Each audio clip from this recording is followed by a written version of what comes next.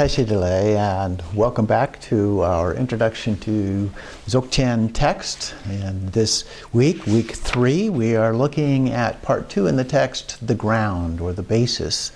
And the first chapter, chapter 9 here, is the prayer of Kuntiksampo, Samattabhadra. And so this is a very nice prayer. It covers some of the basics of the entire path of the Tibetan Buddhism, but particularly from a Dzogchen perspective. And so we will take a look at this. I'd like to actually read the text, if I may, here. It's a wonderful text, so we'll give you this oral transmission. And it's a text that is often recited during eclipses, solar or lunar eclipses, during earthquakes, although I'm not quite sure how you would do that during an earthquake. Solstices and the New Year. So these are common times to do this, although of course you can do it at other times as well. So let's begin. Ho! Everything, appearance and existence, samsara and nirvana, has a single ground, yet two paths and two fruitions, and magically displays as awareness or unawareness. Through Samattabhadra's prayer, may all beings become Buddhas completely perfected in the abode of Dharmadhatu. The ground of all is uncompounded, and the self-arising great expanse beyond expression has neither name samsara nor nirvana, which would just be labels from a Dzogchen perspective. And uncompounded means that it would be independent, partless, and permanent. And then realizing just this, you are a Buddha. Not realizing this, you are a being wandering in samsara. I pray that all you beings of the three realms, those being desire, form, and formless realms, may realize the true meaning of the inexpressible ground. I, Samattabhadra, have realized the truth of this ground, free from cause and condition, which is just this self-arising awareness. It is unstained by outer expression and inner thought, affirmation or denial, and is not defiled. Kind of a both and. By the darkness of unmindfulness, thus self-manifesting display is free from defects. I, Samattabhadra, abide as the intrinsic awareness. Even if the three realms were to be destroyed, there is no fear. There is no attachment to the 5 desirable qualities of sense objects. In self-arising consciousness free of thoughts, there is neither a solid form nor the 5 poisons. In the unceasing clarity of awareness, singular in existence, there yet arises the display of the 5 wisdoms. So we have Dharmadhatu and the mirror-like wisdom, equanimity, discriminating, and all-accomplishing wisdoms. And from ripening of these 5 wisdoms, the 5 original Buddha families emerge. So here we have Vairocana, Akshobhya, Ranasambhava, Amitabha, and Amoghasiddhi. And through the expanse of their wisdom, the 42 peaceful Buddhas appear. Through the arising power of the 5 wisdoms, the 60 wrathful Herukas manifest. Thus, the ground awareness is never errant or wrong. I, Samattabhadra, am the original Buddha of all, and through this prayer of mine, may all you beings who wander in the 3 realms of samsara realize this self-arising awareness, and may your great wisdom spontaneously increase. My emanations will continuously manifest in billions of unimaginable ways, appearing in forms to help you beings who can be trained. Through my compassionate prayer, may all you beings who wander in the 3 realms of samsara escape from the 6 life forms. Those would be the 6 desire realms, the hell realms, the hungry ghosts, animal, human, demigods, and God realms. From guiding you beings, from the beginning, you beings are deluded because you do not recognize the awareness of the ground and are thus unmindful and indecisive, which is the very state of unawareness, the cause of going astray. From this delusive state comes a sudden fainting away and then a subtle consciousness of wavering fear. From the wavering there arises a separation of self and the perception of others as enemies. Gradually the tendency of separation strengthens, and from this the circle of samsara begins. Then the emotions of the 5 poisons develop. the actions of these emotions are endless. You can see we're going through this gradual development that we have described in other cases. You beings lack awareness because you are unmindful, and this is the basis of you going astray. Through my prayer, may all you beings recognize your intrinsic awareness. Innate unawareness means unmindfulness and distraction. Imputing unawareness means dualistic thoughts towards self and others. Both kinds of unawareness are the basis for the delusion of all beings. Through Samantabhadra's prayer, may all you beings wandering in samsara clear away the dark fog of unmindfulness, clear away the clinging thoughts of duality, and may you recognize your own intrinsic awareness. Dualistic thoughts create doubt. From subtle attachment to this dualistic turn of mind, dualistic tendencies become stronger and thicker. Food, wealth, clothes, home, and friends, the 5 objects of the senses, and your beloved body, all these things cause torment by creating longing and desire. These are all worldly delusions. The activities of grasping and clinging are endless. When the fruition of attachment ripens, you are born as a hungry ghost, tormented by coveting and desiring, miserable, starving, and thirsty.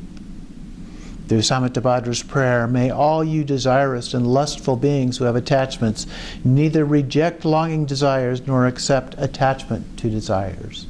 No attachment, no aversion. Let your consciousness relax in its own natural state. Then your awareness will be able to hold its own. May you achieve the wisdom of perfect discernment. When external objects appear, the subtle consciousness of fear will arise. From this fear, the habit of anger becomes stronger and stronger. Finally, hostility comes, causing violence and murder. When the fruition of this anger ripens, you will suffer in hell by boiling and burning. Through Samantabhadra's prayer, you beings of the 6 realms, when strong anger arises for you, neither reject it or never reject nor accept it. Instead, relax in the natural state and achieve the wisdom of clarity. When your mind becomes prideful, there will arise thoughts of competition and humiliation. As this pride becomes stronger and stronger, you will experience the suffering of quarrels and abuse. When the fruition of this karma ripens, you will be born in the God realm and experience the suffering of change and falling to lower births. And the gods, once their karma is exhausted from their good karma from achieving that realm exhausts, and they're said to fall into lower realms, particularly the hell realms. Through Samantabhadra's prayer, may you beings who develop pride, let your consciousness relax in the natural state. Then your awareness will be able to hold its own. May you achieve the wisdom of equanimity. By increasing the habit of duality, by praising yourself and denigrating others, your competitive mind will lead you to jealousy and fighting, and you will be born in the jealous God realm, where there is much killing and injury. From the result of that killing, you will fall into the hell realm. Through Samantabhadra's prayer, when jealousy and competitive thoughts arise, do not grasp them as enemies. Just relax in ease. Then consciousness can hold its own natural state.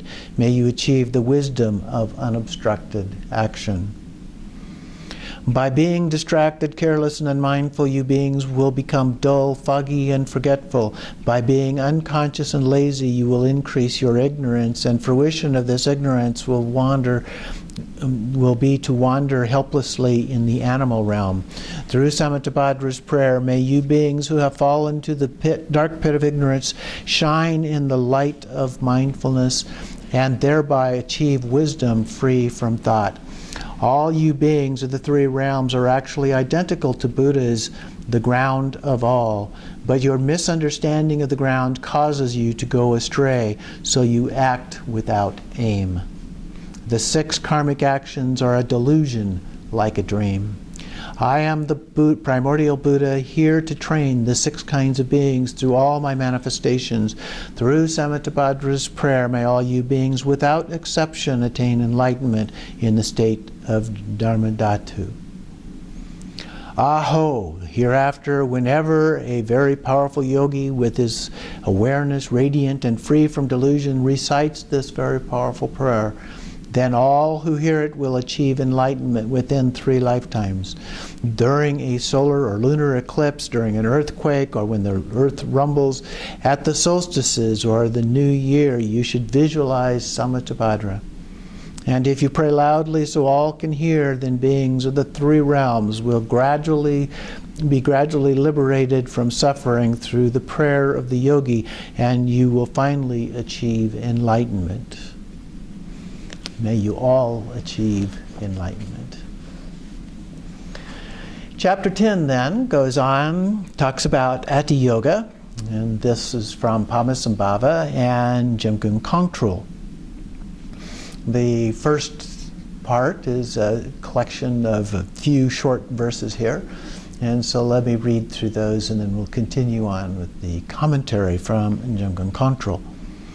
Having stabilized the experience of bliss and emptiness in your being, now for the ultimate path by means of the supreme true empowerment, the great accomplishment of the resultant Ati Yoga, you should resolve the unexcelled Vajra-like Samadhi. Now, Vajra-like is indestructible.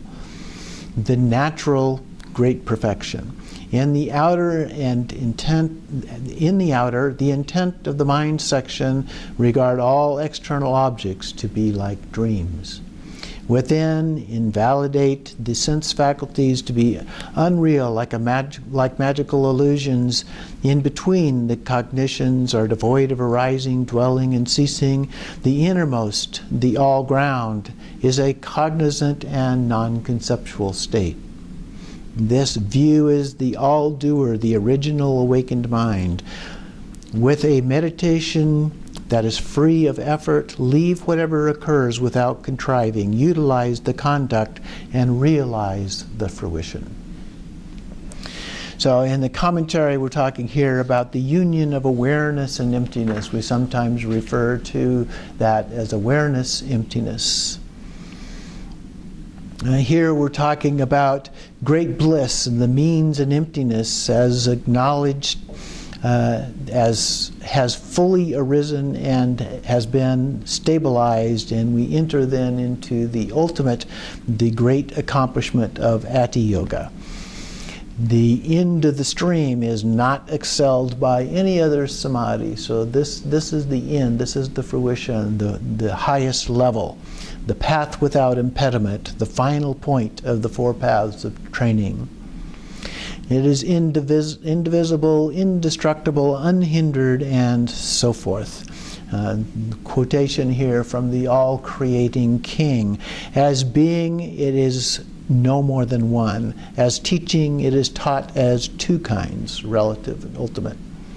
As appearance, it appears as the 9 vehicles. And as inclusion, they are included within the great perfection. So all of the 9 vehicles, the 2 truths and so forth, are included within the great perfection of Dzogchen. And so there are general key points that he addresses here in terms of the natural state, how the sentient beings were deluded, how luminosity is present during delusion, and methods of practice, and the final fruition. He quotes here from the instruction section, or the special instruction series: the ground, the way of delusion, and the way it is present, the abode, the pathways, the gate, and the fields, the practice, the measure, and the intermediate state of liberation, thus 11 points.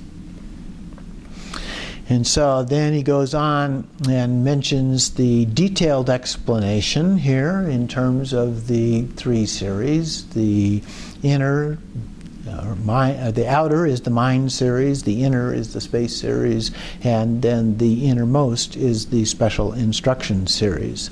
So from the outer mind section or series, we have 4 points: the view, meditation, conduct, and fruition. And so the first one is deciding through the view. So we view external objects as being like dreams, and the great perfection, it transcends effort or striving. You just rest naturally into that state.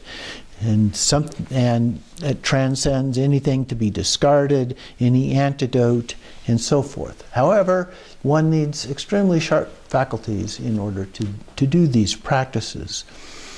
And the outer cycle is associated with the text of the all-creating King. And our external perceived objects are expressions of our own mind. The perceiver within is no different. So subject-object duality has been transcended. The sense faculties of a magical illusion, invalidating them through intelligent investigation, which is the vipassana. In between, we have the 6 cognitions that arise, dwell, and cease. They are like space, devoid of any basis, just labels, the play of mind itself. The innermost, the all-ground, we have the cognizant and the essence, a non-conceptual and self-arising wakefulness. Those are terms often used in Dzogchen to describe these characteristics. And he cites again from the all-creating King the Buddhakayas and wisdom qualities, the actions and tendencies of sentient beings and so forth, everything comprising the worlds and beings, all that appears and exists, is from the beginning the essence of awakened mind. The second point then is resolving through meditation. So he talks about how to practice meditation, sitting in the 7-fold posture of Virachana, going to a secluded place, which can be in your mind as well as an external place. Relax your mind free of any striving or effort into a state of emptiness that is like the sky. So we just relax and let everything go. Rest in that state. Leave whatever occurs. Rest in great natural resting. And then quoting again from the all-creating King, within the great bliss of simplicity as it is, do not force your 3 doors, neither contrive nor focus. Do not create mentally, do not pursue attributes. Remain in the blissful nature of self-existing wakefulness. So again, we just rest into it and let it be as it is. That's the meditation. The third point then is clearing the dangerous passages through conduct, our actions. And so here he talks about the 5 poisons are being experienced as wakefulness. Our thoughts arise, they are perfect. The conduct of mastering our perceptions is the path. And so we are accepting and rejecting, affirming, denying, are naturally freed into non-duality. They are of equal taste, liberated from hope and fear. So we transcend the need for rules within Dzogchen. We transcend all of the labels associated with those. And then we come to the 4th point, relinquishing hope and fear through the fruition. And this is the basic space of your present mind, which is primordially free and complete without being sought. There is no other Buddhahood. And again, quoting from the all-creating King, do not accomplish anything other than your essence itself. It is your own nature. Do not seek it elsewhere. The basic space of the victorious ones is not found by seeking.